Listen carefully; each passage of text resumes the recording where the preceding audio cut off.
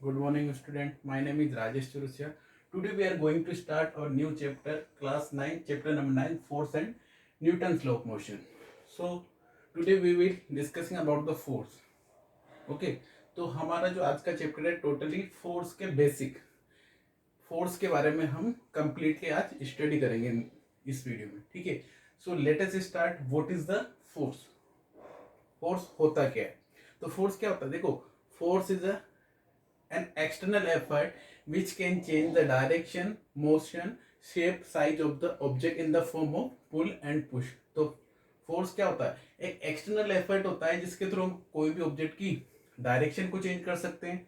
यदि रेस्ट में है तो उसको मोशन में ला सकते हैं, और मोशन में है तो उसको रेस्ट कंडीशन में ला सकते हैं, और उसकी शेप या साइज को चेंज कर सकते हैं. तो मतलब ये इफेक्ट हम फोर्स के थ्रू इफेक्ट जनरेट कर सकते हैं. ठीक है, तो देखो डेफिनेशन से समझते हैं. Force is an external effort which can change and tends to change.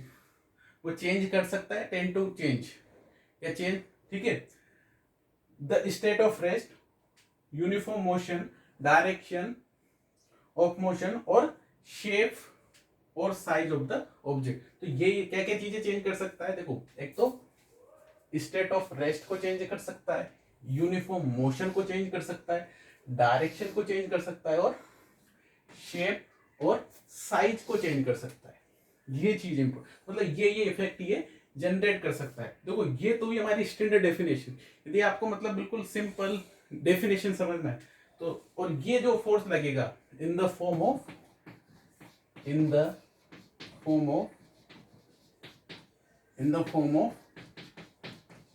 Pull and push.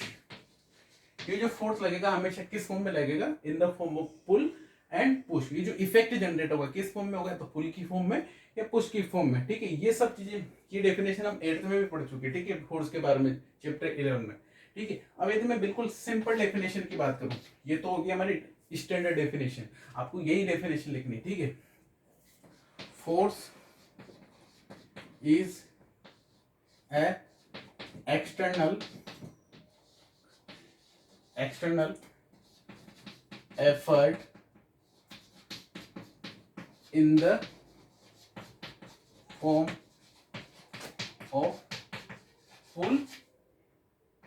of pull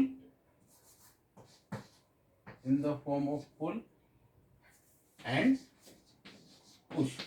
ये भी एक, बट ये 8th स्टैंडर्ड तक चलती है डेफिनेशन. आप ये भी लिख सकते हो बट. ठीक है, तो फोर्स क्या होता है? एक एक्सटर्नल एफर्ट होता है किसकी फॉर्म में? या तो पुल की फॉर्म में या पुश की फॉर्म में. ठीक है, अब देखो, यदि फोर्स के फॉर्मूले की बात करूं तो फॉर्मूला क्या होता है फोर्स का? एफ इक्वल, देखो, और फोर्स को एफ से डिनोट किया जाता है. ठीक है, और देखो इस फॉर्मूला क्या हो जाएगा इसका? फॉर्मूला क्या हो जाता है अभी इसका? ठीक है, फॉर्मूला क्या हो जाता है इसका? F equal to M into A. M क्या है यहाँ पे? मास ऑफ द ऑब्जेक्ट, और ए क्या है? एसिलरेशन. ए क्या है यहाँ पे? एसिलरेशन. ठीक है, अब देखो, मास को हम किस में मेजर करते हैं? केजी में. और एसिलेशन को प्रीवियस चैप्टर है, मोशन वाले चैप्टर में बहुत अच्छी तरीके से स्टडी किया है, तो उसको मेजर करते हैं metre per second square. Acceleration equal to क्या होता है? रेट ऑफ चेंज ऑफ, मतलब चेंज ऑफ वेलोसिटी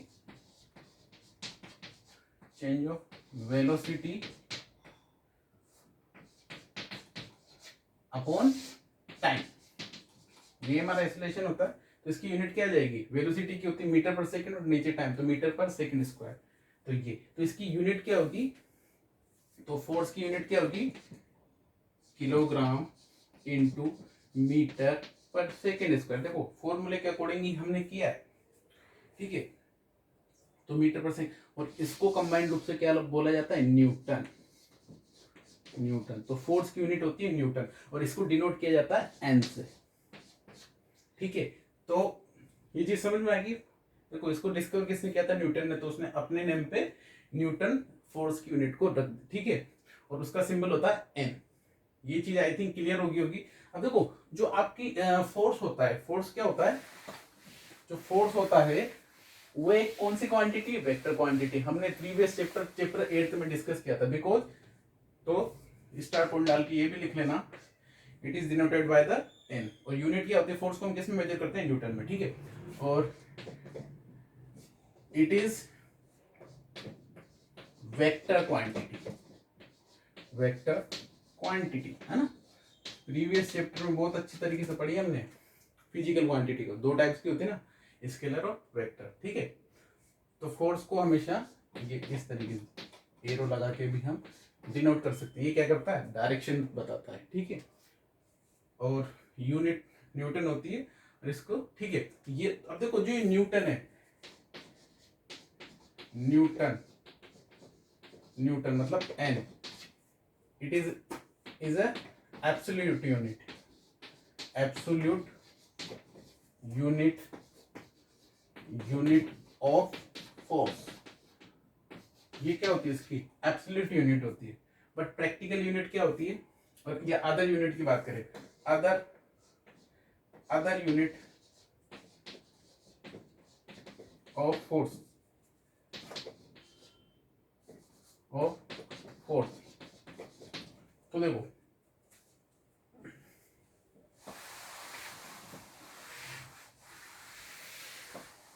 देखो सबसे पहले सीजीएस यूनिट की बात करें। सीजीएस में, सीजीएस सेंटीमीटर, ग्राम और सेकंड। सीजीएस यूनिट क्या होती है, सीजीएस यूनिट क्या होती है फोर्स की। देखो फोर्स बराबर क्या होता है, मास इनटू एक्सेलरेशन। तो मास की सीजीएस यूनिट क्या होती है, मास को ग्राम, है ना। और एक्सेलरेशन की क्या हो जाएगी, देखो मीटर पर सेकंड स्क्वायर होती है एसआई यूनिट। एसआई यूनिट क्या होती है, मीटर पर सेकंड स्क्वायर।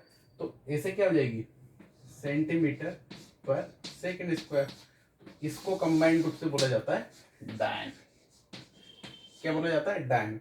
तो देखो, तो CGS unit of force, CGS unit of force, CGS unit of force is डायन, ठीक है। अब देखो, तो 1 न्यूटन इक्वल टू कितना होता है, 1 न्यूटन इक्वल टू होता है 10 की पावर 5। देखो 1 न्यूटन इक्वल टू होता है 10 की पावर 5 डायन, 10 की पावर 5 डायन। देखो कैसा है, देखो ऐसा यूनिट क्या होती है, kilogram into metre per second square. और सीजीएस क्या होती है, gram into centimetre per second square, ये होती है। तो देखो 1 kg equal to 1000 gram, 1 kg equal to 1000 gram, ठीक है। और 1 मीटर इक्वल टू 100 सेंटीमीटर, और बाकी सेकंड स्क्वायर तो है ही सही। तो कितना हो गया, 10 की पावर 5 ग्राम into centimetre per second square, ठीक है। तो ये हमारी सीजीएस यूनिट होगी। तो सीजीएस यूनिट ऑफ फोर्स क्या हो गया, क्या हो गया भाई, डायन, ठीक है। अब यदि मैं प्रैक्टिकल यूनिट की बात करूं, प्रैक्टिकल यूनिट की बात करेंगे आप बताओ, ठीक है। अब हम बात करेंगे प्रैक्टिकल यूनिट की। तो प्रैक्टिकल यूनिट, प्रैक्टिकल यूनिट, ठीक है, या फिर ग्रेविटेशनल यूनिट। इससे अच्छा है कि ग्रेविटेशनल यूनिट, अपन क्या लिखते हैं, gravitational unit of force,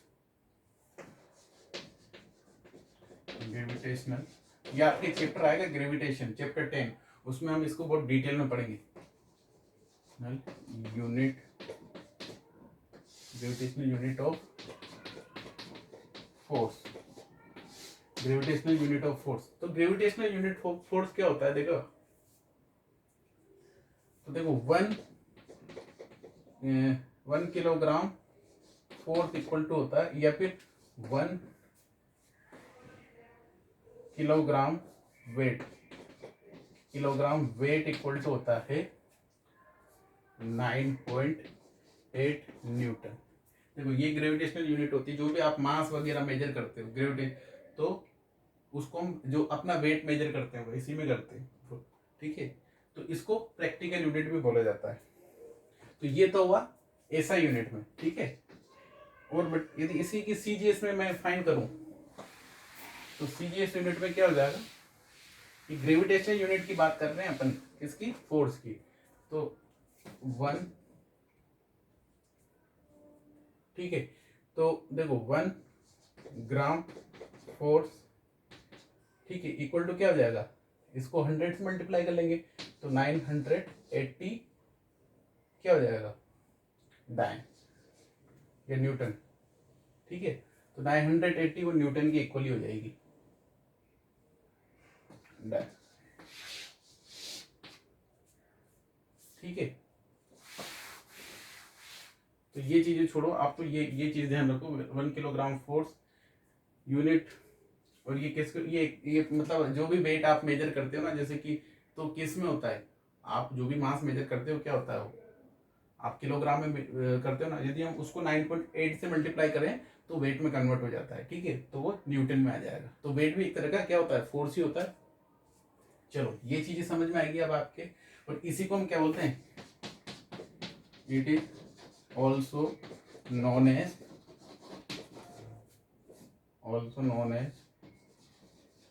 practical unit, और उसको क्या बोलते हैं, न्यूटन एब्सोल्यूट यूनिट है, प्रैक्टिकल यूनिट, ठीक है। चलो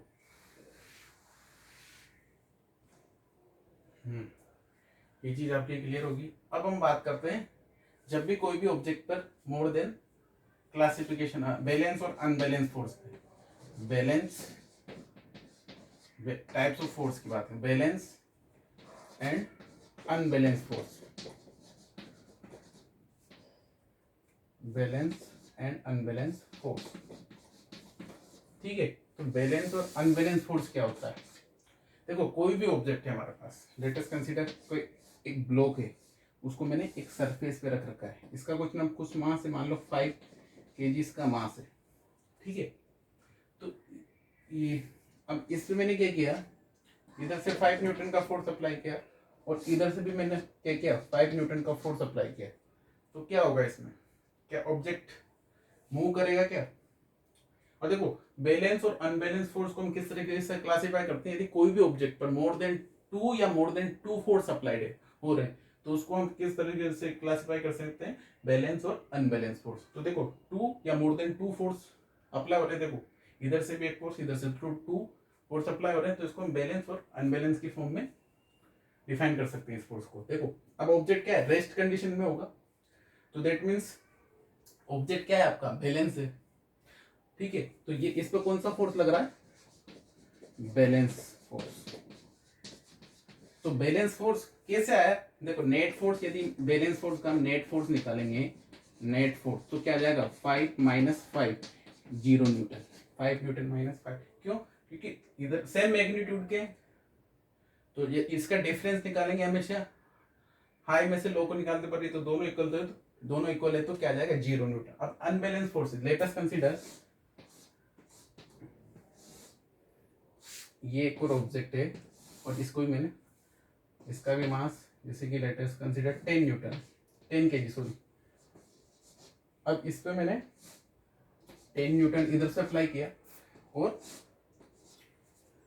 7 न्यूटन इधर से अप्लाई किया, तो बताओ ऑब्जेक्ट किधर मूव करेगा, क्या मूव करेगा भी या नहीं करेगा, वही करेगा, क्योंकि देखो 10 न्यूटन इस डायरेक्शन में लग रहा है, तो नेट फोर्स निकालेंगे, नेट फोर्स क्या हो जाएगा, 8 में बहुत अच्छी तरीके से पढ़ा होगा आपने नेट फोर्स, नेट फोर्स, तो 10 माइनस 7 कितना हो जाएगा, 3 न्यूटन। अब 3 न्यूटन किधर मिल रहा है, रिजल्टेंट हमें इस डायरेक्शन में, तो मतलब ऑब्जेक्ट, तो अब देखो ऑब्जेक्ट बैलेंस है क्या आपका, मूव कर रहा है, तो मतलब इसके ऊपर फोर्स जो भी लग रहा है वो क्या हो रहा है, अनबैलेंस, तभी तो मोशन कर रहा है। तो यदि नेट फोर्स की वैल्यू क्या आ जाए आपके 0, यदि नेट फोर्स की वैल्यू 0 आ जाए, तो दैट मीन्स ऑब्जेक्ट, और ऑब्जेक्ट आपका रेस्ट कंडीशन में, तो कौन सा फोर्स अप्लाई हो रहा है उस पर, बैलेंस फोर्स, मतलब जितने भी फोर्स लग रहे हैं वो सब क्या है, बैलेंस है। और यदि कोई ऑब्जेक्ट है वो किसी ना किसी डायरेक्शन में मोशन कर रहा है, ठीक है, और नेट फोर्स की वैल्यू कुछ ना कुछ आ रही है, तो दैट मीन्स वो उस ऑब्जेक्ट पर कौन सा फोर्स अप्लाइड हो रहा है, अनबैलेंस फोर्स। तो ठीक है, तो बैलेंस फोर्स में क्या होगा, net force of the object, net force on the object is 0, ठीक है, then the force is applied is balance force, and then net force of the and the net force on the object is not zero, या कुछ magnitude मिल रहा है हमें, तो उस पर कौन सा फोर्स अप्लाइड हो रहा है, अनबैलेंस फोर्स, तभी तो मोशन कर रहा है। बट एक चीज हमेशा ध्यान रखना, देखो आगे जब पढ़ोगे आप तो ये चीजें पढ़ोगे, देखो कोई ऑब्जेक्ट यदि कांस्टेंट स्पीड या स्ट्रेट लाइन में किसी कांस्टेंट स्पीड से मोशन कर रहा है तो उस पर भी बैलेंस फोर्स अप्लाइड हो सकता है, क्योंकि वो ना तो अपनी वेलोसिटी चेंज कर रहा है ना डायरेक्शन चेंज कर रहा है। इसका ऊपर इसका मतलब क्या है, उस पर क्या लग रहा है, बैलेंस फोर्स। तो ये नहीं है कि मतलब जो ऑब्जेक्ट मोशन करेगा वही क्या होगा, उस पर ही बैलेंस फोर्स अप्लाई। तो जो ऑब्जेक्ट मोशन करेगा उस पर हमेशा अनबैलेंस फोर्स अप्लाइड होगा, सो बैलेंस फोर्स भी अप्लाइड हो सकता है। तो ये चीज ध्यान रखना, ठीक है। तो आई थिंक आपके बैलेंस और अनबैलेंस फोर्स समझ में आ गया हो। Okay, thank you.